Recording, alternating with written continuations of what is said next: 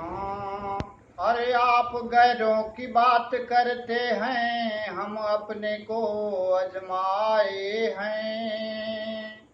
अरे आप गैरों की बात करते हैं, हम अपने को आजमाए हैं। लोग कांटों से बच कर चलते हैं, हम फूलों से जख्म खाए हैं।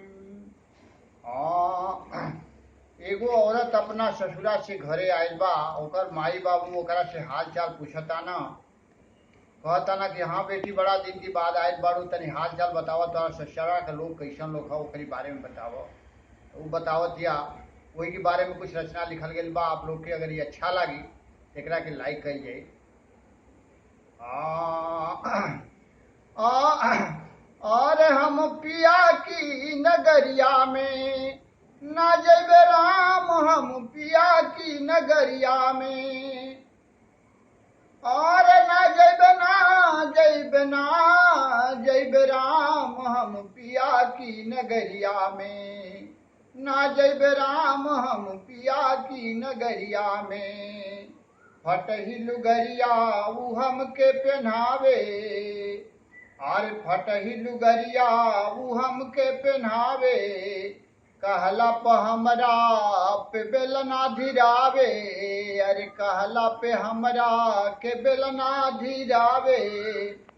और उन्हनी ककरनी, और उन्हनी ककरनी भुला जैबे राम, हम पिया की नगरिया में। और उन्हनी ककरनी भुला जैबे राम, हम पिया की नगरिया में। आर ना जैबे राम, हम पिया की नगरिया में। सास नदिया जेठान गरियावे, आर सास नदिया जेठान गरियावे। रोज रोज खाली पेट हमके सुतावे, अरे रोज रोज खाली पेट हमके सुतावे। और उन्हनी के दिल से, आर उन्हनी के दिल से बिसार देबे राम, हम पिया की नगरिया में। आरे हम पिया की नगरिया में। आर ना जैबे राम, हम पिया की नगरिया में। हमर पिया शवतीन के घर पे बुलावे, अरे हमर पिया शवतीन के घर पे बुलावे। कहला पे हमरा पे शक्ति दिखावे, अरे कहला पे हमरा पर शक्ति दिखावे। और उनका के दिल से, और उनका के दिल से उतार देबे राम, हम पिया की नगरिया में। अरे हम पिया की नगरिया में। ना जैबे राम, हम पिया की नगरिया में।